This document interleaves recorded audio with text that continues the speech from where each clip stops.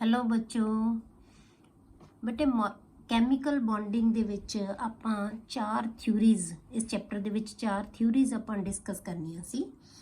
ਪਹਿਲੀ ਥਿਊਰੀ ਆਪਾਂ ਕੀਤੀ ਲੂਇਸ ਕਨਸੈਪਟ ਜਾਂ ਲੂਇਸ ਥਿਊਰੀ। ਦੂਸਰੀ ਥਿਊਰੀ ਜਿਹੜੀ ਆਪਾਂ ਕੀਤੀ ਸੀ ਉਹ valence shell electron pair repulsion theory.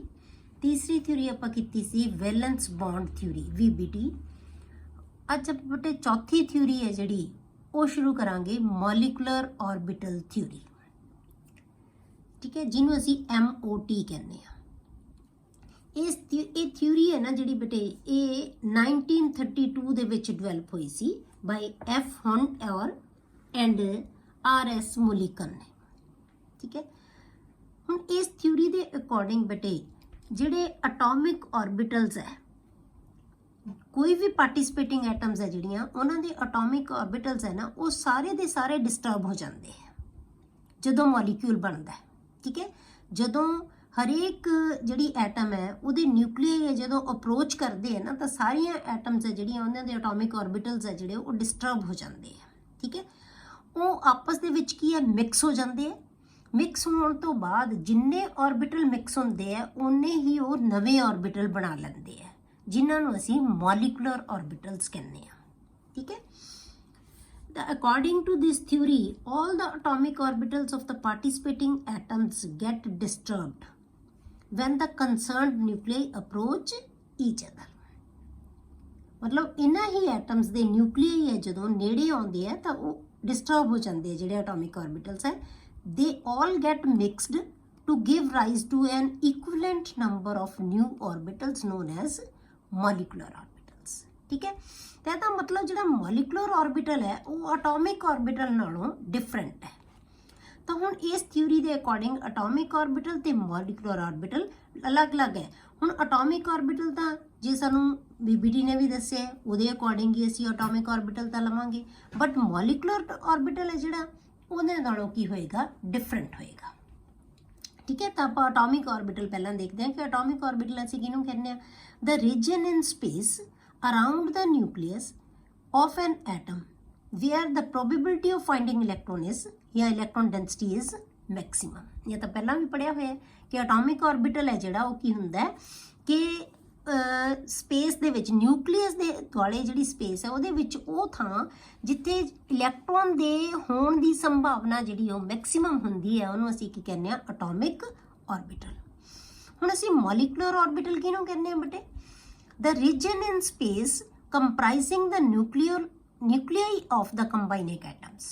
ਹੁਣ ਜਿਹੜੇ ਕੰਬਾਈਨਿੰਗ ਐਟਮਸ ਹੈ ਜਿੰਨੀਆਂ ਵੀ ਹੈ ਦੋ ਹੈ ਜ਼ਿਆਦਾ ਹੈ ਜਿੰਨੀਆਂ ਵੀ ਐਟਮਸ ਹੈ ਉਹਨਾਂ ਦੇ ਨਿਊਕਲੀਆਈ ਇਹਦੇ ਵਾਸਤੇ ਇੱਕੋ ਹੀ ਨਿਊਕਲੀਅਸ ਐਟਮ ਦਾ ਇਹਦੇ ਨਿਊਕਲੀਆਈ ਅਸੀਂ ਲਵਾਂਗੇ ਆਫ ਕੰਬਾਈਨਿੰਗ ਐਟਮਸ ਅਰਾਊਂਡ ਵਿਚ the probability of finding the electron density is maximum। ਇਹਨੂੰ ਅਸੀਂ ਮੋਲੀਕੂਲਰ ਆਰਬਿਟਲ ਕਹਿੰਦੇ ਹਾਂ। ਇਹ ਇੱਕ ਨਿਊਕਲੀਅਸ ਇਹਦੇ ਵਿੱਚ ਹੋਏਗਾ, ਇਹਦੇ ਵਿੱਚ ਜਿੰਨੀਆਂ ਐਟਮਸ ਹੋਣਗੀਆਂ ਕੰਬਾਈਨ ਹੋ ਰਹੀਆਂ ਉਹਨਾਂ ਦੇ ਨਿਊਕਲੀਆਈ ਹੋਣਗੇ। Clear? The salient features of this theory are. ਹੁਣ ਇਹਦੇ ਮੇਨ ਫੀਚਰਸ ਹੈ ਜਿਹੜੇ ਇਹ ਥਿਊਰੀ ਦੇ ਉਹ ਕੀ ਹੈ ਬੇਟੇ। ਸਭ ਤੋਂ ਪਹਿਲਾਂ ਦ ਇਲੈਕਟ੍ਰੋਨ ਇਨ ਦ ਮੋਲੀਕੂਲਰ ਆਰਬਿਟਲ ਜਾਂ ਤੁਸੀਂ ਕਹੋ ਇਲੈਕਟ੍ਰॉन्स in the molecule of molecular orbital are present as the electrons of atoms are present in the various atomic orbitals।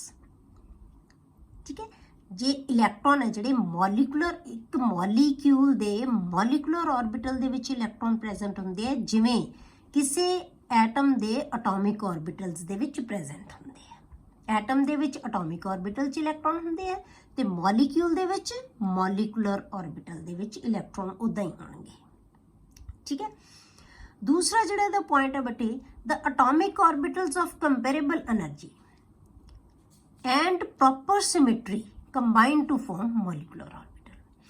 ਮਤਲਬ ਕੀ ਹੈ ਕਿ ਜਿਹੜੇ ਮੋਲੀਕੂਲਰ ਆਰਬਿਟਲ ਹੈ ਉਹ ਕਿਵੇਂ ਬਣਦੇ ਆ ਅਟੋਮਿਕ ਆਰਬਿਟਲਸ ਦੇ ਕੰਬੀਨੇਸ਼ਨ ਦੇ ਨਾਲ, ਪਰ ਕੰਡੀਸ਼ਨ ਕੀ ਹੈ ਕਿ ਉਹਨਾਂ ਦੀਆਂ એનર્ਜੀਜ਼ ਹੈ ਜਿਹੜੀਆਂ ਉਹ ਕੰਪੈਰੇਬਲ ਹੋਣੀਆਂ ਚਾਹੀਦੀਆਂ ਤੇ ਪ੍ਰੋਪਰ ਸਿਮੈਟਰੀ ਹੋਣੀ ਚਾਹੀਦੀ ਹੈ। ਉਹ ਕੰਬਾਈਨ ਹੋ ਕੇ ਬਣਾ ਲੈਂਦੇ ਆ ਮੋਲੀਕੂਲਰ ਆਰਬਿਟਲਸ।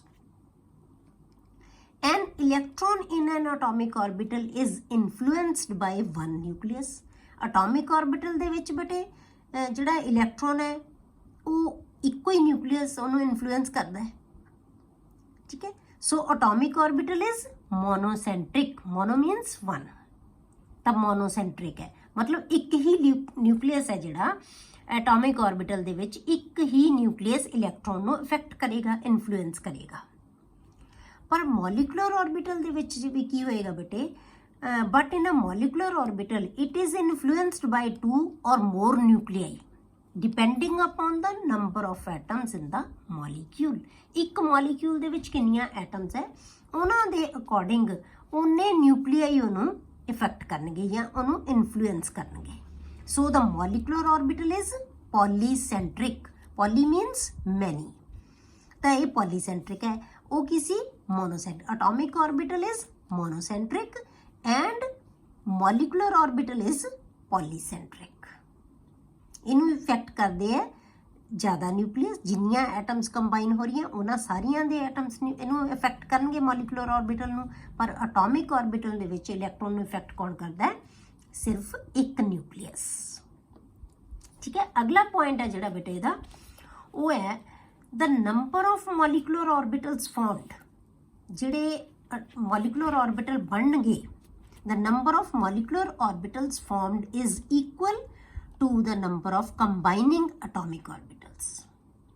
ਜਿਹੜੇ molecular orbital ਬਣਨਗੇ ਉਹ ਉਨੇ ਹੀ ਬਣਨਗੇ ਜਿੰਨੇ combining atomic orbitals ਹੈ, ਮਤਲਬ ਜਿੰਨੇ ਜਿਹੜੇ atomic orbitals ਹੈ ਉਹ ਆਪਸ 'ਚ combine ਹੋਣਗੇ। when two atomic orbitals combine, ਜਦੋਂ ਦੋ atomic orbital combine ਕਰਨਗੇ two molecular orbitals are formed। ਜੇ 4 ਕੰਬਾਈਨ ਕਰਨਗੇ 4 ਮੋਲੀਕੂਲਰ ਆਰਬਿਟਲ ਬਣਨਗੇ, ਠੀਕ ਹੈ। ਜਿੰਨੇ ਵੀ ਮੋਲੀਕੂਲਰ ਆਰਬਿਟਲ ਜਿਹੜੇ ਐਟੋਮਿਕ ਆਰਬਿਟਲ ਕੰਬਾਈਨ ਕਰ ਰਹੇ ਆ ਉਨੇ ਹੀ ਮੋਲੀਕੂਲਰ ਆਰਬਿਟਲ ਵੀ ਬਣਨਗੇ। ਜੇ 2 ਕਰ ਰਹੇ ਆ, ਜੇ ਆਪਾਂ 2 ਦੀ ਐਗਜ਼ਾਮਪਲ ਲਈਏ ਕਿ 2 ਐਟੋਮਿਕ ਆਰਬਿਟਲ ਕੰਬਾਈਨ ਹੋਣਗੇ ਤਾਂ 2 ਮੋਲੀਕੂਲਰ ਆਰਬਿਟਲ ਬਣਨਗੇ। ਇੱਕ ਉਹਨਾਂ ਦੇ ਵਿੱਚੋਂ ਕੀ ਹੋਏਗਾ ਬੇਟੇ, ਬੌਂਡਿੰਗ ਮੋਲੀਕੂਲਰ ਆਰਬਿਟਲ, ਇੱਕ ਨੂੰ ਅਸੀਂ ਕੀ ਕਹਿੰਦੇ ਆ ਬੌਂਡਿੰਗ ਮੋਲੀਕੂਲਰ ਆਰਬਿਟਲ, ਤਾਂ ਦੂਸਰਾ ਜਿਹੜਾ ਆਰਬਿਟਲ ਹੈ ਉਹ ਕੀ ਹੋਏਗਾ ਬੇਟੇ, anti bonding molecular orbital, and other is anti bonding molecular orbital, ਠੀਕ ਹੈ। ਤਾਂ ਮਤਲਬ ਇਹਦਾ ਹੈ ਕਿ ਜਿੰਨੇ ਵੀ ਐਟੋਮਿਕ ਆਰਬਿਟਲਸ ਕੰਬਾਈਨ ਹੋਣਗੇ ਉਨੇ ਹੀ ਮੋਲੀਕੂਲਰ ਆਰਬਿਟਲਸ ਬਣਨਗੇ। ਉਹਨਾਂ ਦੇ ਵਿੱਚੋਂ ਅੱਧੇ ਬੌਂਡਿੰਗ ਹੋਣਗੇ ਤੇ ਅੱਧੇ ਕੀ ਹੋਣਗੇ, ਐਂਟੀ ਬੌਂਡਿੰਗ, ਠੀਕ ਹੈ। ਜੇ 4 ਕੰਬਾਈਨ ਹੋ ਰਹੇ ਆ ਤਾਂ 4 ਹੀ ਮੋਲੀਕੂਲਰ ਆਰਬਿਟਲ ਬਣਨਗੇ, 2 ਉਹਨਾਂ ਦੇ ਵਿੱਚੋਂ ਬੌਂਡਿੰਗ ਹੋਣਗੇ, 2 ਐਂਟੀ ਬੌਂਡਿੰਗ, ਟੋਟਲ ਨੰਬਰ ਉਨਾ ਹੀ ਹੋਏਗਾ, ਠੀਕ ਹੈ, ਜਿੰਨੇ ਐਟੋਮਿਕ ਆਰਬਿਟਲਸ ਕੰਬਾਈਨ ਹੋਣਗੇ। ਨੈਕਸਟ ਪੁਆਇੰਟ ਹੈ ਜਿਹੜਾ the bonding molecular orbital has lower energy and hence greater stability. ਜਿਹੜਾ ਬੌਂਡਿੰਗ ਮੋਲੀਕੂਲਰ ਆਰਬਿਟਲ ਬਣੇਗਾ, ਆਪਾਂ ਕਿਹਾ ਨਾ ਕਿ 2 ਤਰ੍ਹਾਂ ਦੇ ਆਰਬਿਟਲ ਬਣਨਗੇ, anti bonding and anti bonding. ਜਿਹੜੇ ਬੌਂਡਿੰਗ ਮੋਲੀਕੂਲਰ ਆਰਬਿਟਲ ਹੈ ਬੇਟੇ ਉਹਦਾ એનર્ਜੀ ਲੈਵਲ ਹੈ ਜਿਹੜਾ ਉਹ ਘੱਟ ਹੋਏਗਾ ਤੇ ਇਸ ਕਰਕੇ ਸਟੇਬਿਲਿਟੀ ਹੈ ਜਿਹੜੀ ਉਹਦੀ ਕੀ ਹੋਏਗੀ, ਜ਼ਿਆਦਾ ਹੋਏਗੀ। ਸਾਨੂੰ ਪਤਾ ਹੈ ਕਿ ਜਿੰਨੀ એનર્ਜੀ ਘੱਟ ਹੋਏਗੀ ਉਨੀ ਸਟੇਬਿਲਿਟੀ ਕੀ ਹੁੰਦੀ ਹੈ, ਜ਼ਿਆਦਾ ਹੁੰਦੀ ਹੈ, ਠੀਕ ਹੈ। ਕੋਈ ਨਵੀਂ ਚੀਜ਼ ਨਹੀਂ ਆਪਣੇ ਲਈ ਇਹ। And hence greater stability than the corresponding anti bonding molecular orbital. ਮਤਲਬ ਮੋਲੀਕੂਲਰ ਆਰਬਿਟਲ ਜਿਹੜੀ ਬੌਂਡਿੰਗ ਮੋਲੀਕੂਲਰ ਆਰਬਿਟਲ ਹੈ ਨਾ ਜਿਹੜਾ, ਉਹਦੀ એનર્ਜੀ ਘੱਟ ਹੋਏਗੀ, ਐਂਟੀ ਬੌਂਡਿੰਗ ਮੋਲੀਕੂਲਰ ਆਰਬਿਟਲ ਦੀ એનર્ਜੀ ਜ਼ਿਆਦਾ ਹੋਏਗੀ। ਇਸੇ ਕਰਕੇ ਬੌਂਡਿੰਗ ਮੋਲੀਕੂਲਰ ਆਰਬਿਟਲ ਦੀ ਸਟੇਬਿਲਿਟੀ ਜ਼ਿਆਦਾ ਹੋਏਗੀ, ਪਰ ਐਂਟੀ ਬੌਂਡਿੰਗ ਮੋਲੀਕੂਲਰ ਆਰਬਿਟਲ ਦੀ ਸਟੇਬਿਲਿਟੀ ਹੈ ਜਿਹੜੀ ਉਹ ਕੰਪੈਰੀਟਿਵਲੀ ਘੱਟ ਹੋਏਗੀ, ਠੀਕ ਹੈ। Next point, like atomic orbital, atomic orbitals ਦੀ ਤਰ੍ਹਾਂ the molecular orbitals are filled in accordance with। ਜਦੋਂ ਆਪਾਂ atomic orbitals ਦੇ ਵਿੱਚ ਇਲੈਕਟ੍ਰੋਨ ਫਿਲ ਕਰਦੇ ਹਾਂ ਬੇਟੇ ਤਾਂ ਆਪਾਂ 3 ਰੂਲਸ ਹੈ ਉਹਦੇ ਜਿਹਦੇ ਅਕੋਰਡਿੰਗ ਆਪਾਂ ਉਹਨਾਂ ਦੇ ਵਿੱਚ ਫਿਲਿੰਗ ਕਰਦੇ ਹਾਂ ਇਲੈਕਟ੍ਰੋਨਸ ਦੀ। ਕਿਹੜੇ ਰੂਲਸ ਆ ਇਹ, ਆਫਬਾਓ ਪ੍ਰਿੰਸੀਪਲ, ਪੌਲੀਜ਼ ਐਕਸਕਲੂਜਨ ਪ੍ਰਿੰਸੀਪਲ ਐਂਡ ਹੰਟਸ ਰੂਲ। ਇਹ ਤਿੰਨੇ ਹੀ ਇਹਨਾਂ ਤਿੰਨਾਂ ਦੇ ਅਕੋਰਡਿੰਗ ਹੀ ਅਸੀਂ ਮੋਲੀਕੂਲਰ ਆਰਬਿਟਲਸ ਨੂੰ ਵੀ ਫਿਲ ਕਰਾਂਗੇ। ਜਦੋਂ ਅਸੀਂ ਇਹਨਾਂ ਦੇ ਵਿੱਚ ਇਲੈਕਟ੍ਰੋਨ ਫਿਲ ਕਰਨੇ ਆ ਤਾਂ ਉਦੋਂ ਵੀ ਇਹੀ 3 ਰੂਲ ਹੈ ਜਿਹੜੇ ਇਹਨਾਂ ਦੇ ਅਕੋਰਡਿੰਗ ਹੀ ਜਿਹੜੀ ਫਿਲਿੰਗ ਹੈ ਇਲੈਕਟ੍ਰੋਨਸ ਦੀ ਉਹ ਹੋਏਗੀ। ਆਫਬਾਓ ਪ੍ਰਿੰਸੀਪਲ ਅਕੋਰਡਿੰਗ ਕੀ ਹੋਏਗਾ ਬੇਟੇ ਕਿ ਇਲੈਕਟ੍ਰੋਨ ਹੈ ਜਿਹੜੇ ਉਹ ਇਨਕਰੀਜ਼ਿੰਗ એનર્ਜੀ ਦੇ ਅਕੋਰਡਿੰਗ ਅਸੀਂ ਫਿਲ ਕਰਾਂਗੇ। ਸਭ ਤੋਂ ਘੱਟ એનર્ਜੀ ਵਾਲੇ ਆਰਬਿਟਲ ਨੂੰ ਅਸੀਂ ਪਹਿਲਾਂ ਫਿਲ ਕਰਾਂਗੇ ਤੇ ਜਿਹੜੇ ਜਿਵੇਂ ਜਿਵੇਂ એનર્ਜੀ ਵੱਧਦੀ ਜਾਏਗੀ ਉਵੇਂ ਉਵੇਂ ਇਲੈਕਟ੍ਰੋਨ ਦੀ ਫਿਲਿੰਗ ਹੁੰਦੀ ਜਾਏਗੀ।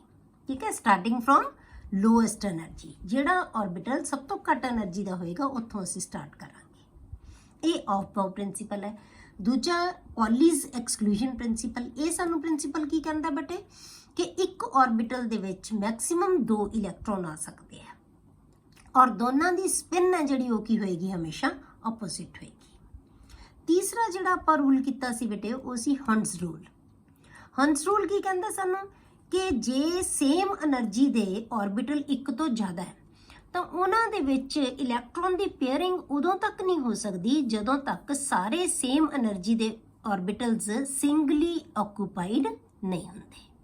ਪਹਿਲਾਂ ਉਹਨਾਂ ਦੇ ਵਿੱਚ ਇੱਕ ਜਿਵੇਂ P ਦੇ 3 ਆਰਬਿਟਲਸ ਹੈ, ਪਹਿਲਾਂ ਉਹਨਾਂ ਦੇ ਵਿੱਚ ਇੱਕ ਇਲੈਕਟ੍ਰੋਨ ਜਾਏਗਾ। ਕਿਉਂ? ਕਿਉਂਕਿ ਉਹਨਾਂ ਦਾ એનર્ਜੀ ਲੈਵਲ ਸੇਮ ਹੈ। ਇੱਕ ਇਲੈਕਟ੍ਰੋਨ ਜਾਏਗਾ, ਉਸ ਤੋਂ ਬਾਅਦ ਉਹਨਾਂ ਦੇ ਵਿੱਚ ਪੇਅਰਿੰਗ ਸਟਾਰਟ ਹੋਏਗੀ। ਠੀਕ ਹੈ, ਇਹ ਸੀ ਬੇਟੇ ਇਹਨਾਂ ਦੇ ਜਿਹੜੇ ਸੇਲੀਐਂਟ ਫੀਚਰਸ ਹੈ ਜਿਹੜੇ ਇਸ ਥਿਊਰੀ ਦੇ। ਠੀਕ ਹੈ, ਹੁਣ ਆਪਾਂ ਕਰਦੇ ਹਾਂ ਬੇਟੇ ਫਾਰਮੇਸ਼ਨ ਆਫ ਮੋਲੀਕੂਲਰ ਆਰਬਿਟਲਸ। ਹੁਣ ਮੋਲੀਕੂਲਰ ਆਰਬਿਟਲ ਕਿਵੇਂ ਬਣਦੇ ਆ, ਇਹ ਕਿਹਦੇ ਨਾਲ ਬਣਦੇ ਆ ਬੇਟੇ? ਆਪਾਂ ਪਹਿਲਾਂ ਜੇ ਆਪਾਂ ਦੇਖੀਏ ਕਿ ਐਟੋਮਿਕ ਆਰਬਿਟਲ ਅਸੀਂ ਕਿਹਦੇ ਨਾਲ ਐਕਸਪ੍ਰੈਸ ਕਰਦੇ ਹਾਂ ਬੇਟੇ, ਜੇ ਆਪਾਂ ਵੇਵ ਮਕੈਨਿਕਸ ਦੇ ਅਕੋਰਡਿੰਗ ਦੇਖੀਏ ਤਾਂ ਆਪਾਂ ਆਰਬਿਟਲ ਜਿਹੜੇ ਐਟੋਮਿਕ ਆਰਬਿਟਲ ਹੈ ਅਸੀਂ ਉਹਨੂੰ ਵੇਵ ਫੰਕਸ਼ਨ ਸਾਈ ਨਾਲ ਰਿਪਰੈਜ਼ੈਂਟ ਕਰਦੇ ਹਾਂ। ਜੇ ਤੁਹਾਨੂੰ ਯਾਦ ਹੋਵੇ ਆਪਾਂ ਐਟੋਮਿਕ ਸਟਰਕਚਰ ਦੇ ਵਿੱਚ ਪੜ੍ਹਿਆ ਸੀ ਸ਼੍ਰੋਡਿੰਜਰ ਵੇਵ ਇਕੁਏਸ਼ਨ, ਤਾਂ ਆਪਾਂ ਕਿਹਾ ਸੀ ਕਿ ਆਪਾਂ ਜਿਹੜਾ ਆਰਬਿਟਲ ਹੈ ਉਹਨੂੰ ਅਸੀਂ ਉਦੋਂ ਆਪਾਂ ਐਟੋਮਿਕ ਆਰਬਿਟਲ ਹੀ ਪੜ੍ਹਿਆ ਸੀ ਕਿ ਐਟੋਮਿਕ ਆਰਬਿਟਲ ਨੂੰ ਅਸੀਂ ਵੇਵ ਫੰਕਸ਼ਨ ਕਹਿੰਦੇ ਹਾਂ, ਸਾਈ ਨਾਲ ਰਿਪਰੈਜ਼ੈਂਟ ਕਰਦੇ ਹਾਂ।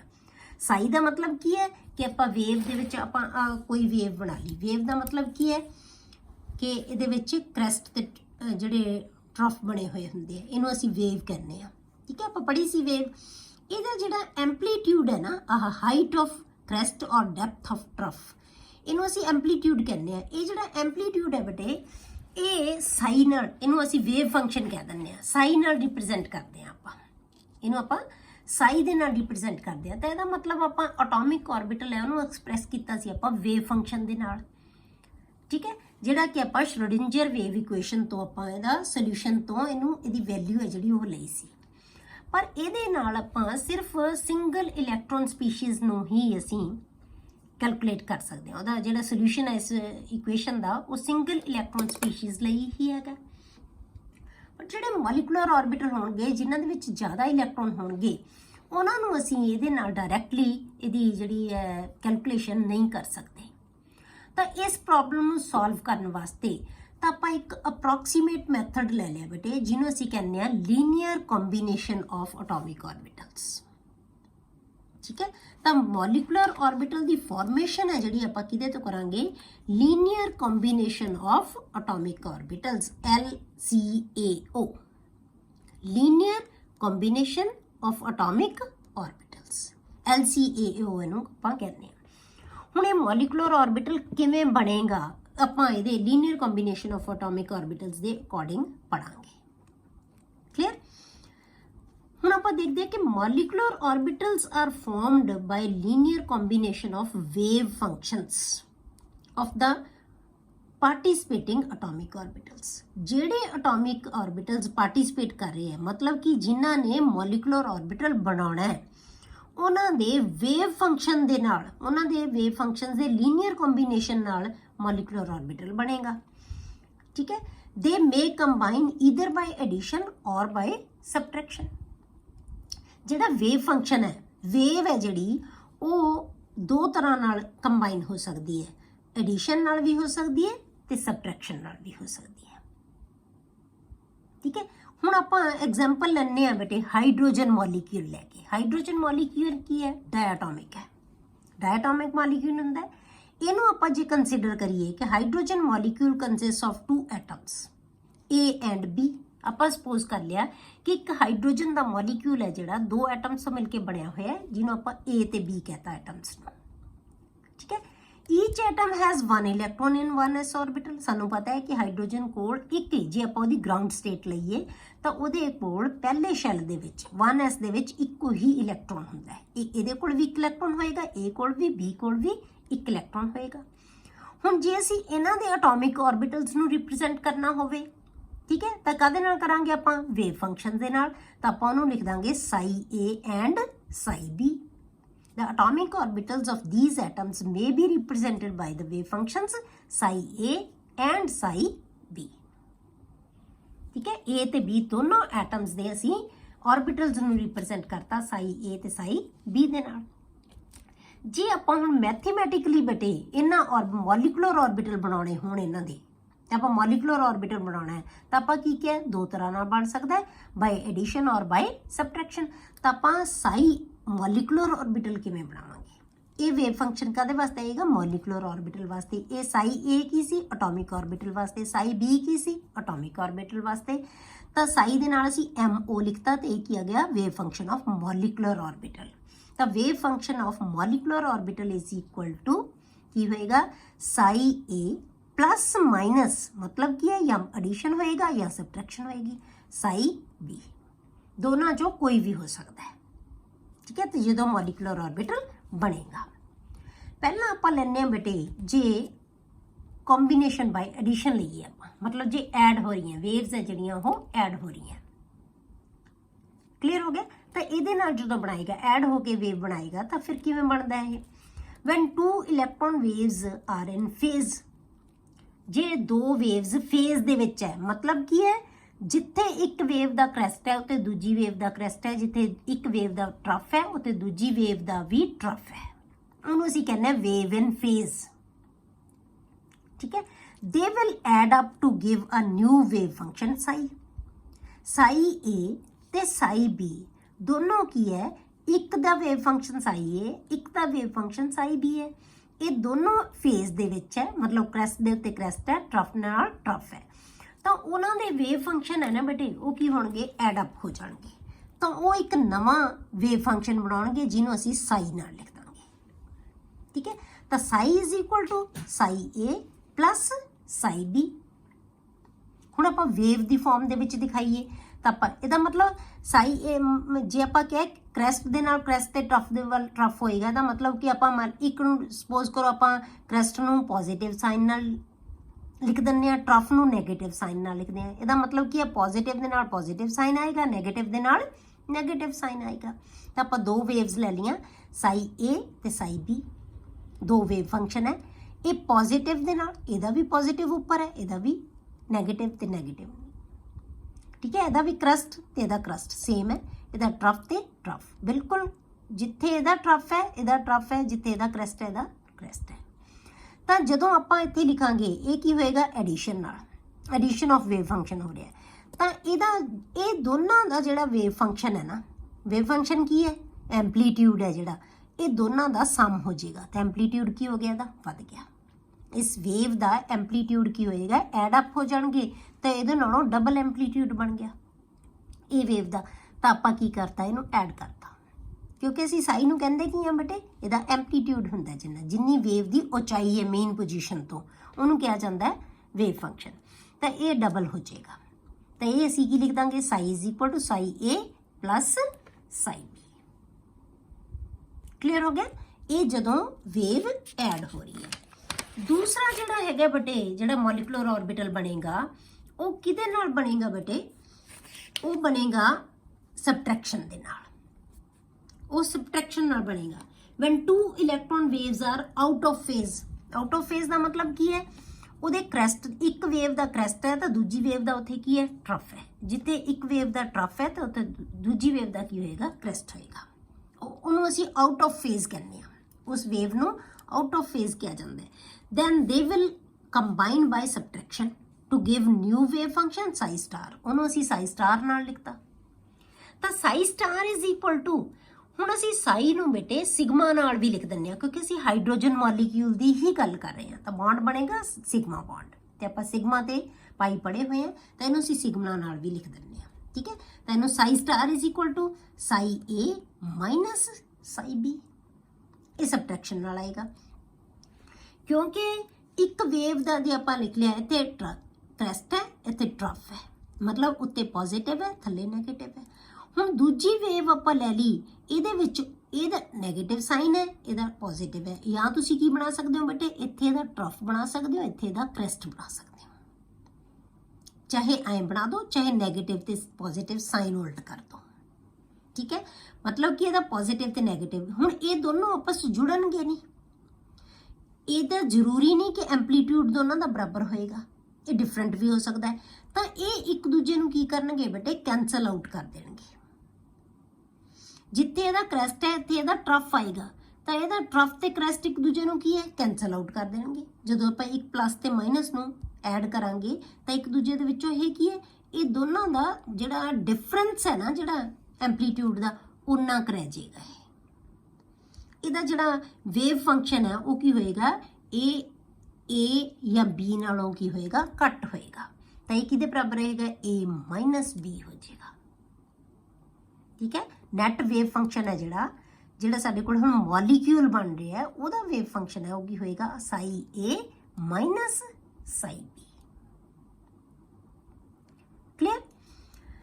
ਹੁਣ ਆਪਾਂ ਕੀ ਕਹਿੰਦੇ ਹਾਂ ਬੇਟੇ ਕਿ ਜਿਹੜੀ ਪ੍ਰੋਬੇਬਿਲਿਟੀ ਹੈ ਨਾ, ਜਿਹੜੀ ਜਾਂ ਇਲੈਕਟ੍ਰੋਨ ਦੀ ਪ੍ਰੋਬੇਬਲ ਡੈਂਸਿਟੀ ਹੈ ਜਿਹੜੀ, ਉਹਨੂੰ ਅਸੀਂ ਸਾਈ ਸਕੁਅਰ ਨਾਲ ਦਿੰਦੇ ਹਾਂ। ਜਿਹੜੀ ਐਟੋਮਿਕ ਸਟਰਕਚਰ ਪੜ੍ਹੀ ਸੀ ਆਪਾਂ, ਉਹਦੇ ਚ ਪੜ੍ਹਿਆ ਹੋਇਆ ਆਪਾਂ ਕਿ ਆਰਬਿਟਲ ਨੂੰ ਆਪਾਂ ਐਟੋਮਿਕ ਆਰਬਿਟਲ ਹੀ ਕੀਤਾ ਸੀ ਨਾ, ਕਿ ਐਟੋਮਿਕ ਆਰਬਿਟਲ ਨੂੰ ਅਸੀਂ ਸਾਈ ਨਾਲ ਨਹੀਂ ਰਿਪਰੈਜ਼ੈਂਟ ਕਰਦੇ, ਸਾਈ ਸਕੁਅਰ ਨਾਲ ਰਿਪਰੈਜ਼ੈਂਟ ਕਰਦੇ ਹਾਂ। The probable electron density is given by psi square, not by psi। ਤਾਂ ਇਹਦਾ ਮਤਲਬ ਅਸੀਂ ਜਿਹੜਾ ਸਾਡੇ ਕੋਲੇ ਮੋਲੀਕੂਲਰ ਆਰਬਿਟਲ ਵੀ ਬਣ ਰਿਹਾ ਹੈ, ਉਹਨੂੰ ਵੀ ਅਸੀਂ ਸਾਈ ਸਕੁਅਰ ਨਾਲ ਰਿਪਰੈਜ਼ੈਂਟ ਕਰਾਂਗੇ, ਕਿਉਂਕਿ ਅਸੀਂ ਹਾਈਡਰੋਜਨ ਦੀ ਗੱਲ ਕਰ ਰਹੇ ਹਾਂ, ਅਸੀਂ ਕਰਕੇ ਇਹਨੂੰ ਸਿਗਮਾ ਵੀ ਲਿਖ ਸਕਦੇ ਹਾਂ। ਤਾਂ ਸਾਈ ਸਕੁਅਰ ਹੈ ਨਾ ਜਿਹੜਾ, ਉਹ ਕਿਹਦੇ ਬਰਾਬਰ ਆਏਗਾ ਬੇਟੇ, ਸਾਈ A ਪਲੱਸ ਸਾਈ B ਦੇ ਸਕੁਅਰ ਦੇ। ਕਿਉਂਕਿ ਆਪਾਂ ਜਿਹੜਾ ਸਾਈ A ਬਣਾਇਆ ਸੀ, ਇਹ ਕਿਹਦੇ ਬਰਾਬਰ ਆਇਆ ਸੀ ਬੇਟੇ, ਸਾਈ ਕਿਹਦੇ ਬਰਾਬਰ ਆਇਆ ਸੀ, ਸਾਈ A ਪਲੱਸ ਸਾਈ B ਨੂੰ ਕੀਤਾ ਸੀ। ਤਾਂ ਇਹਦਾ ਮਤਲਬ ਕੀ ਹੈ, ਜੇ ਆਪਾਂ ਇਹ ਸਾਈ ਇਹਦੇ ਬਰਾਬਰ, ਇਹਦਾ ਲਓ, ਜੇ ਆਪਾਂ ਇਹਦਾ ਸਕੁਅਰ ਕਰਾਂਗੇ ਤਾਂ ਆਪਾਂ ਇਹਦਾ ਵੀ ਸਕੁਅਰ ਕਰਾਂਗੇ, ਇਹਦਾ ਸਕੁਅਰ ਇਹਦੇ ਵੀ ਸਕੁਅਰ ਦੇ ਬਰਾਬਰ ਆਏਗਾ ਨਾ। ਠੀਕ ਹੈ, ਤਾਂ ਇਸ ਕਰਕੇ ਕੀ ਹੋਏਗਾ, psi A plus psi B ਦਾ ਆਪਾਂ ਕੀ ਕਰਾਂਗੇ, ਸਕੁਅਰ ਕਰ ਦਾਂਗੇ। ਇੱਥੋਂ ਵੀ ਇਹਨੂੰ ਆਪਾਂ ਕੀ ਲਵਾਂਗੇ, ਇਹਦਾ ਸਕੁਅਰ ਇਹਦੇ ਸਕੁਅਰ ਦੇ ਬਰਾਬਰ ਹੋਏਗਾ। ਠੀਕ ਹੈ, ਜੇ ਆਪਾਂ ਇਹਦਾ ਸਕੁਅਰ ਲਵਾਂਗੇ ਤਾਂ ਇਹਦਾ ਵੀ ਸਕੁਅਰ ਲਵਾਂਗੇ ਆਪਾਂ, ਕਿ ਜਿਹੜੇ ਕਿ ਐਟੋਮਿਕ ਆਰਬਿਟਲਸ ਹੈ। Psi square is equal to psi A plus psi B ਦਾ ਸਕੁਅਰ ਹੋਲ ਸਕੁਅਰ। ਤਾਂ ਇਹਨੂੰ ਆਪਾਂ ਜੇ ਦੇਖੀਏ ਤਾਂ ਕੀ ਆਏਗਾ, psi A square plus psi B square plus 2 psi A into psi B। ਇਹਦਾ ਮਤਲਬ ਕੀ ਹੋਇਆ ਬੇਟੇ ਕਿ ਜਿਹੜਾ ਮੋਲੀਕੂਲਰ ਆਰਬਿਟਲ ਬਣਿਆ ਹੈ, ਠੀਕ ਹੈ, ਜਿਹੜਾ ਮੋਲੀਕੂਲਰ ਆਰਬਿਟਲ ਬਣਿਆ ਸਾਡੇ ਕੋਲੇ, ਜਾਂ ਇਹ ਕਹੋ ਕਿ ਇਲੈਕਟ੍ਰੋਨ ਦੀ ਡੈਂਸਿਟੀ ਹੈ ਜਿਹੜੀ, ਇਹਦੇ ਜੇ ਆਪਾਂ ਇਹਨੂੰ ਕੰਪੇਅਰ ਕਰੀਏ ਆਪਸ ਦੇ ਵਿੱਚ, ਤਾਂ ਇਹਦੀ ਡੈਂਸਿਟੀ ਕਿਹਦੇ ਬਰਾਬਰ ਹੋਣੀ ਚਾਹੀਦੀ ਹੈ, ਸਾਈ A ਤੇ ਸਾਈ B ਦੇ ਸਮ ਦੇ ਬਰਾਬਰ ਹੋਣੀ ਚਾਹੀਦੀ ਹੈ। ਪਰ ਜੇ ਆਪਾਂ ਦੇਖੀਏ ਸਾਈ A square plus psi B square ਨਾਲੋਂ ਇੰਨੀ ਵੈਲਿਊ ਹੈ ਨਾ ਜਿਹੜੀ, ਉਹ ਕੀ ਹੈ, ਜ਼ਿਆਦਾ ਹੈ। ਠੀਕ ਹੈ, ਇਹ ਐਟੋਮਿਕ ਆਰਬਿਟਲ ਦੀ ਡੈਂਸਿਟੀ ਸੀ, ਜਿਹੜੀ ਇਲੈਕਟ੍ਰੋਨ ਡੈਂਸਿਟੀ ਹੈ। ਇਹ ਐਟੋਮਿਕ ਆਰਬਿਟਲ ਦੂਜੇ ਦੀ ਜਿਹੜੀ ਇਲੈਕਟ੍ਰੋਨ ਡੈਂਸਿਟੀ ਹੈ। ਤਾਂ ਇਹਨਾਂ ਦੇ ਕੰਪੈਰੀਟਿਵਲੀ, ਇਹਨਾਂ ਦੇ ਸਮ ਦੇ ਨਾਲੋਂ ਵੀ ਜ਼ਿਆਦਾ, ਇੰਨੀ ਵੈਲਿਊ ਜ਼ਿਆਦਾ ਮੋਲੀਕੂਲਰ ਆਰਬਿਟਲ ਦੀ ਡੈਂਸਿਟੀ ਬਣਦੀ ਹੈ, ਜਿਹੜੀ ਇਲੈਕਟ੍ਰੋਨ ਦੀ ਡੈਂਸਿਟੀ ਹੈ, ਜਾਂ ਇਲੈਕਟ੍ਰੋਨ ਦੇ ਹੋਣ ਦੀ ਸੰਭਾਵਨਾ, ਜਿੱਥੇ ਮਤਲਬ ਇਹਦੀ ਸੰਭਾਵਨਾ ਕੀ ਹੋਗੀ, ਜ਼ਿਆਦਾ ਹੋਗੀ। ਇਹਦਾ ਮਤਲਬ ਕੀ ਹੈ ਕਿ ਇਹ ਵਾਲਾ ਜਿਹੜਾ ਆਰਬਿਟਲ ਬਣ ਰਿਹਾ ਮੋਲੀਕੂਲਰ ਆਰਬਿਟਲ, ਉਹ ਜਿਹੜੇ ਐਟੋਮਿਕ ਆਰਬਿਟਲਸ ਹੈ ਉਹਨਾਂ ਨਾਲੋਂ ਵੱਧ ਸਟੇਬਲ ਹੈ। ਇਹਦਾ ਮਤਲਬ ਕਿ ਇਹ ਬੌਂਡਿੰਗ ਨੂੰ ਫੇਵਰ ਕਰ ਰਿਹਾ ਹੈ। ਤਾਂ ਇਹਨੂੰ ਅਸੀਂ ਕਹਿੰਦੇ ਹਾਂ ਬੌਂਡਿੰਗ ਮੋਲੀਕੂਲਰ ਆਰਬਿਟਲ। ਠੀਕ ਹੈ, ਇਹਨੂੰ ਕਹਿੰਦੇ ਹਾਂ ਅਸੀਂ ਬੌਂਡਿੰਗ ਮੋਲੀਕੂਲਰ ਆਰਬਿਟਲ। ਕਿਉਂ? ਕਿਉਂਕਿ ਇਹਦੀ ਜਿਹੜੀ ਇਲੈਕਟ੍ਰੋਨ ਡੈਂਸਿਟੀ ਹੈ ਉਹ ਸਿੰਗਲ ਐਟਮ ਦੀ ਇਲੈਕਟ੍ਰੋਨ ਡੈਂਸਿਟੀ ਦੇ ਸਮ ਦੇ ਨਾਲੋਂ ਵੀ ਜ਼ਿਆਦਾ ਹੈ। ਕਿੰਨੀ ਜ਼ਿਆਦਾ ਹੈ? ਇੰਨੀ ਵੈਲਿਊ ਜ਼ਿਆਦਾ ਹੈ। ਇਸ ਕਰਕੇ ਇਹਨੂੰ ਸਟੇਬਲਾਈਜ਼ ਕਰ ਰਿਹਾ। ਆਪਾਂ ਕਿਹਾ ਨਾ ਕਿ ਜਿਹੜੇ ਬੌਂਡਿੰਗ ਮੋਲੀਕੂਲਰ ਆਰਬਿਟਲ ਬਣਦਾ ਹੈ ਉਹ ਸਟੇਬਲ ਹੁੰਦਾ ਹੈ as compared to anti bonding. ਇਹ ਕਿਉਂ ਸਟੇਬਲ ਹੈ? ਕਿਉਂਕਿ ਇੰਨੀ ਡੈਂਸਿਟੀ ਉਹਦੀ ਵੱਧ ਰਹੀ ਹੈ। ਹੁਣ ਜੇ ਆਪਾਂ ਐਂਟੀ ਬੌਂਡਿੰਗ ਲਈਏ, anti bonding molecular orbital size ਆਪਾਂ ਸਟਾਰ ਨਾਲ ਲਿਖਦੇ ਹਾਂ। ਜੇ ਇਹਦਾ ਸਕੁਅਰ ਕਰਾਂਗੇ ਆਪਾਂ ਕੀ ਕਰਾਂਗੇ ਬੇਟੇ? ਸਾਈ A minus Sai B the hole square. ਤਾਂ ਆਪਾਂ ਕੀ ਇਹਦੇ ਨੂੰ ਜੇ ਆਪਾਂ ਬ੍ਰੈਕਟ ਖੋਲੀਏ ਤਾਂ ਕੀ ਹੋਏਗਾ? Psi A square plus psi B square minus 2 psi A Sai B। ਇਹਦਾ ਮਤਲਬ ਕੀ ਹੈ ਬੇਟੇ ਕਿ ਜਿਹੜਾ ਐਂਟੀ ਬੌਂਡਿੰਗ ਮੋਲੀਕੂਲਰ ਆਰਬਿਟਲ ਬਣ ਰਿਹਾ ਉਹ ਇਹਨਾਂ ਦੋਨਾਂ ਦੇ ਸਮ ਜਿਹੜੇ ਐਟੋਮਿਕ ਆਰਬਿਟਲਸ ਸੀ ਉਹਨਾਂ ਦੇ ਸਮ ਦੇ ਬਰਾਬਰ ਹੀ ਲਾਉਣਾ ਇਹ ਵੀ ਤਾਂ ਕਿਉਂਕਿ ਆਪਾਂ ਤਾਂ ਕੰਬੀਨੇਸ਼ਨ ਹੈ ਜਦੋਂ ਕੰਬੀਨੇਸ਼ਨ ਹੋ ਰਿਹਾ ਹੈ ਤਾਂ ਉਦੋਂ ਕੀ ਹੈ ਜਿਹੜੇ ਐਟੋਮਿਕ ਆਰਬਿਟਲਸ ਹੈ ਉਹ ਕੰਬਾਈਨ ਹੋ ਰਹੇ ਹੈ ਪਰ ਉਹਨਾਂ ਦੇ ਦੋਵਾਂ ਦੇ ਸਮ ਤੇ ਨਾਲੋਂ ਇੰਨੀ ਵੈਲਿਊ ਹੈ ਉਹਦੀ ਜਿਹੜੀ ਪ੍ਰੋਬੇਬਿਲਿਟੀ ਦੀ ਉਹ ਕੀ ਹੋ ਰਹੀ ਹੈ ਘਟ ਰਹੀ ਹੈ ਇਹਦਾ ਮਤਲਬ ਇਹ ਜਿਹੜਾ ਐਂਟੀ ਬੌਂਡਿੰਗ ਮੋਲੀਕੂਲਰ ਆਰਬਿਟਲ ਬਣੇਗਾ ਇਹ ਬੌਂਡਿੰਗ ਨੂੰ ਫੇਵਰ ਨਹੀਂ ਕਰ ਰਿਹਾ ਇਹਨਾਂ ਦੇ ਸਮ ਨਾਲੋਂ ਵੈਲਿਊ ਜਿਹੜੀ ਡੈਂਸਿਟੀ ਹੈ ਇਲੈਕਟ੍ਰੋਨ ਦੀ ਡੈਂਸਿਟੀ ਇਹਦੇ 'ਚ ਜਿਹੜੇ ਸਿੰਗਲ ਐਟਮਸ ਦੇ ਨਾਲੋਂ ਕੀ ਹੋ ਰਹੀ ਹੈ ਇਹ ਘਟ ਰਹੀ ਹੈ ਇੰਨੀ ਵੈਲਿਊ ਘਟ ਰਹੀ ਹੈ ਤੇ ਇਸ ਕਰਕੇ ਜਿਹੜਾ ਐਂਟੀ ਬੌਂਡਿੰਗ ਮੋਲੀਕੂਲਰ ਆਰਬਿਟਲ ਹੈ ਉਹ ਇਹਨੂੰ ਫੇਵਰ ਨਹੀਂ ਕਰੇਗਾ ਇਸ ਕਰਕੇ ਇਹਦੀ ਜਿਹੜੀ ਸਟੇਬਿਲਿਟੀ ਹੈ ਨਾ ਜਿਹੜੀ ਬੌਂਡਿੰਗ ਮੋਲੀਕੂਲਰ ਆਰਬਿਟਲ ਦੇ ਕੰਪੈਰੀਟਿਵਲੀ ਘੱਟ ਹੁੰਦੀ ਹੈ ਠੀਕ ਹੈ ਤਾਂ ਇਹ ਐਡੀਸ਼ਨ ਨਾਲ ਇਹ ਜਿਹੜੀ ਪ੍ਰੋਬੇਬਿਲਿਟੀ ਨੂੰ ਵਧਾ ਰਿਹਾ ਹੈ ਸਬਟ੍ਰੈਕਸ਼ਨ ਨਾਲ ਇਹ ਪ੍ਰੋਬੇਬਿਲਿਟੀ ਨੂੰ ਘਟਾ ਰਿਹਾ ਹੈ ਇਲੈਕਟ੍ਰੋਨ ਦੀ ਇਸ ਕਰਕੇ ਇਹ ਬੌਂਡਿੰਗ ਨੂੰ ਫੇਵਰ ਕਰ ਰਿਹਾ ਹੈ ਇਸ ਕਰਕੇ ਅਸੀਂ ਇਹਨੂੰ ਬੌਂਡਿੰਗ ਮੋਲੀਕੂਲਰ ਆਰਬਿਟਲ ਕਹਿੰਦੇ ਆ ਇਹ ਜਿਹੜਾ ਹੈਗਾ ਫੇਵਰ ਨਹੀਂ ਕਰ ਰਿਹਾ ਅਪੋਜ਼ ਕਰ ਰਿਹਾ ਬੌਂਡਿੰਗ ਨੂੰ ਇਸ ਕਰਕੇ ਅਸੀਂ ਐਂਟੀ ਸ਼ਬਦ ਲਾਉਂਦੇ ਆ ਦੇ ਐਂਟੀ ਬੌਂਡਿੰਗ ਮਤਲਬ ਬੌਂਡਿੰਗ ਨਾ ਹੋਵੇ ਤਾਂ ਇਸ ਕਰਕੇ ਅਸੀਂ ਇਹਨੂੰ ਐਂਟੀ ਬੌਂਡਿੰਗ ਮੋਲੀਕੂਲਰ ਆਰਬਿਟਲ ਕਹਿੰਦੇ ਆ psi square is bonding molecular orbital and psi star square is anti bonding molecular orbital ਇਹਨੂੰ ਆਪਾਂ ਕਹਿੰਦੇ ਆ ਐਂਟੀ ਬੌਂਡਿੰਗ ਮੋਲੀਕੂਲਰ ਆਰਬਿਟਲ ਠੀਕ ਹੈ ਹੁਣ ਜੇ ਆਪਾਂ ਮੋਲੀਕੂਲਰ ਆਰਬਿਟਲ ਹੈ ਜਿਹੜੇ ਬਣਦੇ ਜੇ ਆਪਾਂ ਕੁਆਲੀਟੇਟਿਵਲੀ ਦੇਖਣਾ ਹੋਵੇ ਬੇਟੇ ਜਿਹੜੇ ਮੋਲੀਕੂਲਰ ਆਰਬਿਟਲਸ ਦੀ ਫਾਰਮੇਸ਼ਨ ਹੈ ਨਾ ਜਿਹੜੀ ਉਹ ਆਪਾਂ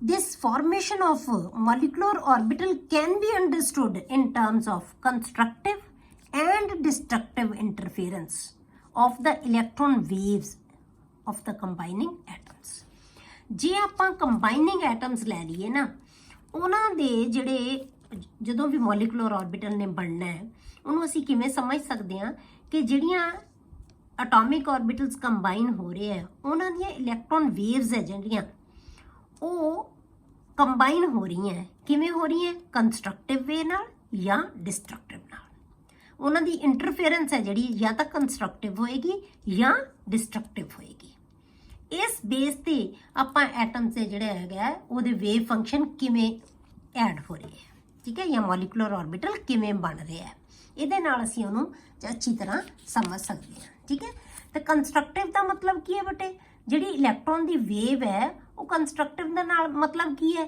ਕਿ ਜਿਹੜੇ ਬੌਂਡਿੰਗ ਐਟਮਸ ਹੈ ਉਹ ਰੀਇਨਫੋਰਸ ਹੋ ਰਹੀ ਹੈ ਮਤਲਬ ਕਿ ਜਿਹੜਾ ਇੰਟਰਫੇਰੈਂਸ ਹੈ ਵੇਵਸ ਇੰਟਰਫੇਅਰ ਜਿਹੜੀ ਹੈ ਵੇਵਸ ਦੀ ਇੰਟਰਫੇਰੈਂਸ ਹੈ ਉਹ ਕੀ ਹੈ ਰੀਇਨਫੋਰਸ ਕਰ ਰਹੀ ਹੈ ਮਤਲਬ ਕਿ ਉਹਦੇ ਡੈਂਸਿਟੀ ਨੂੰ ਵਧਾ ਰਹੀ ਹੈ ਜਦੋਂ ਵੀ ਮੋਲੀਕੂਲਰ ਆਰਬਿਟਲ ਬਣੇਗਾ ਪਰ ਜਿਹੜਾ ਐਂਟੀ ਬੌਂਡਿੰਗ ਮੋਲੀਕੂਲਰ ਆਰਬਿਟਲ ਬਣਦਾ ਹੈ ਬੇਟੇ ਉਦੋਂ ਇਲੈਕਟ੍ਰੋਨ ਵੇਵ ਹੈ ਜਿਹੜੀਆਂ ਇੱਕ ਦੂਜੇ ਨੂੰ ਕੈਂਸਲ ਆਊਟ ਕਰ ਦਿੰਦੀਆਂ ਇਹਦਾ ਮੀਨਿੰਗ ਕੀ ਹੈ ਕਿ ਜਿਹੜੀ ਕੰਸਟਰਕਟਿਵ ਦਾ ਮਤਲਬ ਕੀ ਹੈ ਕਿ ਜਿਹੜੀਆਂ ਐਟੋਮਿਕ ਵੇਵਸ ਹੈ ਜਾਂ ਜਿਹੜੀਆਂ ਇਲੈਕਟ੍ਰੋਨ ਵੇਵਸ ਹੈ ਉਹ ਕੀ ਕਰ ਰਹੀਆਂ ਰੀਇਨਫੋਰਸ ਕਰ ਰਹੀਆਂ ਪਰ ਜਦੋਂ ਡਿਸਟਰਕਟਿਵ ਇੰਟਰਫੇਰੈਂਸ ਹੁੰਦੀ ਹੈ ਉਦੋਂ ਜਿਹੜੀਆਂ ਇਲੈਕਟ੍ਰੋਨ ਵੇਵਸ ਹੈ ਉਹ ਇੱਕ ਦੂਜੇ ਨੂੰ ਕੈਂਸਲ ਆਊਟ ਕਰ ਦਿੰਦੀਆਂ ਠੀਕ ਹੈ ਉਹ ਇੱਕ ਦੂਜੇ ਨੂੰ ਕੈਂਸਲ ਕਰ ਦਿੰਦੀਆਂ ਤਾਂ ਉਹ ਡਿਸਟਰਕਟਿਵ ਇੰਟਰਫੇਰੈਂਸ ਉਹਨੂੰ ਕਹਿ ਦਿੰਦੇ ਅਸੀਂ ਉਹਨੂੰ ਕਹਿੰਦੇ ਆ ਡਿਸਟਰਕਟਿਵ ਇੰਟਰਫੇਰੈਂਸ ਇਹਦਾ ਮਤਲਬ ਜਿਹੜਾ ਬੌਂਡਿੰਗ ਮੋਲੀਕੂਲਰ ਆਰਬਿਟਲ ਬਣਦਾ ਹੈ ਬੇਟੇ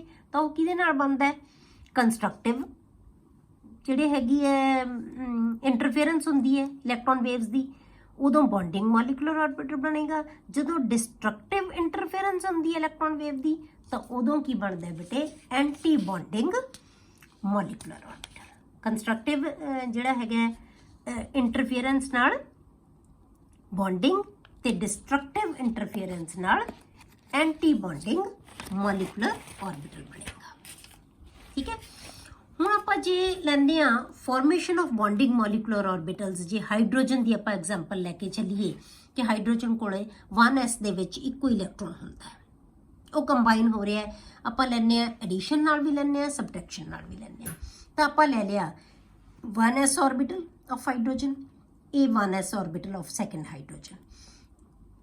इन्हां दे विच कंस्ट्रक्टिव इंटरफेरेंस होएगी, क्यों? क्योंकि आपां पॉजिटिव पॉजिटिव लिया दोनों का। तो जो पॉजिटिव पॉजिटिव लिया ये एक एटम ये दूजी एटम ये दोनों कंबाइन हो गई दे ये दोनों एटम के न्यूक्लियाई दे विचाले जिहड़ी डेंसिटी है ना जिहड़ी उत्थे डेंसिटी ज़्यादा होगी। ठीक है, उत्थे डेंसिटी पॉजिटिव साइन है जिहड़े वो इत्थे आ गए। मतलब कि वेव का जिहड़ी एंपलीट्यूड है वो वध गया, मतलब कि डेंसिटी वध गई। वध कित्थे गई? न्यूक्लियाई दे विचकार। इस करके न्यूक्लियस ते न्यूक्लियस दे विच जिहड़ी रिपल्शन है नहीं होएगी, क्योंकि जिहड़ी डेंसिटी है वो इन्हां दोनों न्यूक्लियाई दे विचकार है जिहड़ी वो ज़्यादा होगी। इनू असीं बॉन्डिंग मॉलिकुलर ऑर्बिटल कहने हैं। ठीक है, हुण जे एंटी बॉन्डिंग मॉलिकुलर ऑर्बिटल किवें बन रहा है? जे बटे एक एटॉमिक ऑर्बिटल दा पॉजिटिव है, दूजे एटॉमिक ऑर्बिटल दा नेगेटिव है, तो ये दोनों ऐड हो रही हैं वेव्स। ठीक है, प्लस ते माइनस है, ये एक दूजे नूं की करनगे बटे ये डिस्ट्रक्टिव इंटरफेरेंस होएगी। तो ये की होणगे पॉजिटिव ते नैगेटिव है जिहड़े एक दूजे तो इहदी डेंसिटी है ना जिहड़ी न्यूक्लियाई ते विचकार आ जांदे, डेंसिटी अपोजिट साइडां ते हो जाती है ज़्यादा। मतलब डेंसिटी नूं ये घटा रहे है। ये एटॉमिक ऑर्बिटल्स ने नालों मॉलिकुलर ऑर्बिटल दे विच डेंसिटी है जिहड़ी वो की है घटा रहे है। तो जो न्यूक्लियस नेड़े आ गए दोनों एटम्स दे ते एक दूजे नूं की करनगे? रिपेल करनगे। रिपेल करन करके स्टेबिलिटी की हो जाएगी? इहदी घट जाएगी। तो ये जिहड़ा बॉन्ड है बनेगा ही नहीं, ये बनन ही नहीं देगा। मतलब इसे करके ये अपोज कर रहे हैं कि एटम्स कंबाइन नहीं होणगियां। ये एटम्स नूं कंबाइन होण दिंदा है, मतलब कि ये की है उन्होंने फेवर कर रहे हैं, ये उन्होंने अपोज कर रहे हैं कि एटम्स कंबाइन नहीं होणगे। इसे करके असीं इहनूं मॉलिकुलर ऑर्बिटल एंटी बॉन्डिंग कहते हैं। ये भी मॉलिकुलर ऑर्बिटल है, वो भी मॉलिकुलर ऑर्बिटल है, पर वो बॉन्डिंग है, ये एंटी बॉन्डिंग है। ये उन्होंने फेवर कर रहे हैं बॉन्डिंग नूं, ये अपोज कर रहे हैं। क्लीयर हो गया? हुण जदों भी कोई दो, इहदा मतलब की हो गया कि आपां इहदे तों की कनक्लूजन कढ सकते हैं बटे कि जदों भी कोई दो एटॉमिक ऑर्बिटल कंबाइन होणगे, two molecular orbitals are found. तो जदों भी दो एटॉमिक ऑर्बिटल कंबाइन होणगे तो दो ही मॉलिकुलर ऑर्बिटल बनणगे। One is bonding molecular orbital and other is anti bonding molecular orbital. एक बॉन्डिंग नूं फेवर करेगा, एक बॉन्डिंग नूं अपोज करेगा। ठीक है, हुण बॉन्डिंग मॉलिकुलर ऑर्बिटल है बेटे वो की करता है, उसकी एनर्जी है जिहड़ी वो घट हुंदी है than the anti bonding molecular orbital. Bonding orbital की जिहड़ी एनर्जी है वो एंटी बॉन्डिंग मॉलिकुलर ऑर्बिटल नालों घट हुंदी है। हुण आपां सपोज कर लिया तुहाडे कोले ये है, आपां एनर्जी का लैवल ले लिया, ये एटॉमिक ऑर्बिटल की एनर्जी है। एटॉमिक ऑर्बिटल, ये दूसरा एटॉमिक ऑर्बिटल, दो एटॉमिक ऑर्बिटल मिलके दो ही मॉलिकुलर ऑर्बिटल बनाउणगे। जिहड़ा बॉन्डिंग मॉलिकुलर ऑर्बिटल होएगा बेटे उहदा जिहड़ा एनर्जी का लैवल है वो एटॉमिक ऑर्बिटल नालों घट गया। ये एनर्जी लैवल किहदा सी, आपां इंक्रीजिंग एनर्जी शो कीती है इधर, इहदे नालों एनर्जी लैवल घट गया। इहदा मतलब स्टेबिलिटी वध गई। तो इहनूं असीं कहने हैं बॉन्डिंग मॉलिकुलर ऑर्बिटल। पर जिहड़े ये एक ऑर्बिटल होर बनेगा, क्योंकि जे दो ऑर्बिटल कंबाइन हो रहे हैं तो दो ही मॉलिकुलर ऑर्बिटल भी बनणगे। ठीक है, दूजा जिहड़ा मॉलिकुलर ऑर्बिटल बनेगा उहदा एनर्जी लैवल बेटे वध जाएगा as compared to atomic orbital. देखो ये एनर्जी इन्नी एनर्जी है जिहड़ी वो एटॉमिक ऑर्बिटल दी सी, एटॉमिक ऑर्बिटल नालों बॉन्डिंग मॉलिकुलर ऑर्बिटल की एनर्जी घट गई। ठीक है, आपां इंक्रीजिंग ऑर्डर है उपर नूं एनर्जी का, तो जिहड़ा एंटी बॉन्डिंग मॉलिकुलर ऑर्बिटल है उसकी एनर्जी वध गई। ठीक है, हुण तुसीं देखो कि ये एनर्जी के डिफरेंस है जिहड़ा वो फर्क है। जिन्नी मॉलिकुलर ऑर्बिटल की एनर्जी है वो घट रही है, पर एंटी बॉन्डिंग मॉलिकुलर ऑर्बिटल की एनर्जी ज़्यादा वध रही है। ये डिफरेंस है जिहड़ा वो अलग अलग है। जिहड़ा एंटी बॉन्डिंग ते एटॉमिक ऑर्बिटल ते एंटी बॉन्डिंग मॉलिकुलर ऑर्बिटल दे विच जिहड़ा डिफरेंस है बेटे एनर्जी का, उन्होंने असीं कहने हैं destabilising energy. Difference between the atomic energy of atomic orbital and anti bonding molecular orbital, ਇਹ એનર્ਜੀ ਦੇ ਡਿਫਰੈਂਸ ਨੂੰ ਆਪਾਂ ਕਹਿੰਦੇ ਆ ਡੀਸਟੇਬਲਾਈਜ਼ਿੰਗ એનર્ਜੀ, ਕਿਉਂਕਿ ਡੀਸਟੇਬਲਾਈਜ਼ ਕਰ ਰਿਹਾ ਇਹ ਐਟੋਮਿਕ ਆਰਬਿਟਲ ਨੂੰ, ਜਿਹੜਾ ਮੋਲੀਕੂਲਰ ਆਰਬਿਟਲ ਬਣਿਆ ਉਹਨੂੰ। ਜਿਹੜਾ ਐਟੋਮਿਕ ਆਰਬਿਟਲ ਦਾ એનર્ਜੀ ਲੈਵਲ ਤੇ ਮੋਲੀਕੂਲਰ ਆਰਬਿਟਲ ਬੌਂਡਿੰਗ ਦਾ એનર્ਜੀ ਲੈਵਲ, ਇਹਨਾਂ ਦੋਨਾਂ ਦੇ ਵਿਚਕਾਰ ਜਿਹੜਾ એનર્ਜੀ ਦਾ ਡਿਫਰੈਂਸ ਹੈ ਉਹਨੂੰ ਕਹਿੰਦੇ ਆ ਅਸੀਂ ਸਟੇਬਲਾਈਜ਼ਿੰਗ એનર્ਜੀ। ਇਹ ਮਤਲਬ ਸਟੇਬਲਾਈਜ਼ ਕਰ ਰਿਹਾ ਮੋਲੀਕੂਲਰ ਆਰਬਿਟਲ ਨੂੰ, ਇਹ ਡੀਸਟੇਬਲਾਈਜ਼ ਕਰ ਰਿਹਾ ਮੋਲੀਕੂਲਰ ਆਰਬਿਟਲ ਨੂੰ। ਠੀਕ ਹੈ, એનર્ਜੀ ਦਾ ਡਿਫਰੈਂਸ ਅਲੱਗ-ਅਲੱਗ ਹੁੰਦਾ ਹੈ, ਪਰ ਅਸੀਂ ਆਪਣੀ ਸਹੂਲੀਅਤ ਲਈ ਕੀ ਕਰਦੇ ਹਾਂ, ਜਦੋਂ ਅਸੀਂ ਲਿਖਾਂਗੇ ਨਾ, ਜਦੋਂ ਬਣਾਵਾਂਗੇ ਅਸੀਂ એનર્ਜੀ ਲੈਵਲ ਡਾਇਗਰਾਮਸ, ਉਦੋਂ ਅਸੀਂ ਇਸ ਨੂੰ ਅਲੱਗ ਨਹੀਂ ਸ਼ੋ ਕਰਦੇ ਬਟ ਆਪਾਂ ਇੱਕੋ ਜਿਹਾ ਹੀ ਸ਼ੋ ਕਰ ਦਿੰਦੇ ਹਾਂ, ਦਿਖਾਉਂਦੇ ਅਸੀਂ ਐਕਚੁਅਲੀ ਕੀ ਹੁੰਦਾ, ਇਹ ਜ਼ਿਆਦਾ ਡਿਫਰੈਂਸ ਹੁੰਦਾ, ਇਹ ਘੱਟ ਹੁੰਦਾ, ਪਰ ਆਪਾਂ ਕੀ ਹੈ ਇੱਕ ਉੱਪਰ ਨੂੰ ਵੀ ਓਨਾ ਹੀ ਬਣਾ ਦਿੰਦੇ ਹਾਂ, ਨੀਚੇ ਨੂੰ ਵੀ ਓਨਾ ਹੀ ਬਣਾ ਦਿੰਦੇ ਹਾਂ, ਸ਼ੋ ਅਸੀਂ ਇੱਦਾਂ ਹੀ ਕਰਦੇ ਹਾਂ। ਇਹ ਇਹਨਾਂ ਦੇ ਵਿੱਚ ਜਿਹੜਾ ਹੈਗਾ ਇਸੇ ਤਰ੍ਹਾਂ ਨਾਲ ਆਪਾਂ ਇਹਨਾਂ ਦੀ એનર્ਜੀ ਲੈਵਲ ਡਾਇਗਰਾਮਸ ਬਣਾਵਾਂਗੇ, ਕਿਵੇਂ ਕਿਵੇਂ ਬਣਦੇ ਹੈ। ਤਾਂ ਪਹਿਲਾਂ ਆਪਾਂ ਅਲੱਗ-ਅਲੱਗ ਕਰਾਂਗੇ ਮੋਲੀਕੂਲਰ ਆਰਬਿਟਲਸ ਹੈ ਜਿਹੜੇ, ਉਹਨਾਂ ਦੇ ਟਾਈਪਸ ਕਰਾਂਗੇ, ਕਿਹੜੇ-ਕਿਹੜੇ ਤਰ੍ਹਾਂ ਦੇ ਮੋਲੀਕੂਲਰ ਆਰਬਿਟਲਸ ਬਣਦੇ ਆ। ਤੇ ਅੱਜ ਦੇ ਲੈਕਚਰ ਲਈ ਬੇਟੇ ਇੰਨਾ ਹੀ ਕਾਫੀ। ਇਹਨੂੰ ਤੁਸੀਂ ਧਿਆਨ ਨਾਲ ਥਿਊਰੀ ਨੂੰ ਕਰਨਾ ਹੈ ਕਿ ਸਭ ਤੋਂ ਇੰਪੋਰਟੈਂਟ ਥਿਊਰੀ ਹੈ ਨਾ ਜਿਹੜੀ, ਇਹ ਇਹੀ ਥਿਊਰੀ ਹੈ ਜਿਹਨੂੰ ਆਪਾਂ ਮੋਲੀਕੂਲਰ ਆਰਬਿਟਲ ਥਿਊਰੀ ਕਹਿੰਦੇ ਆ। ਠੀਕ ਹੈ।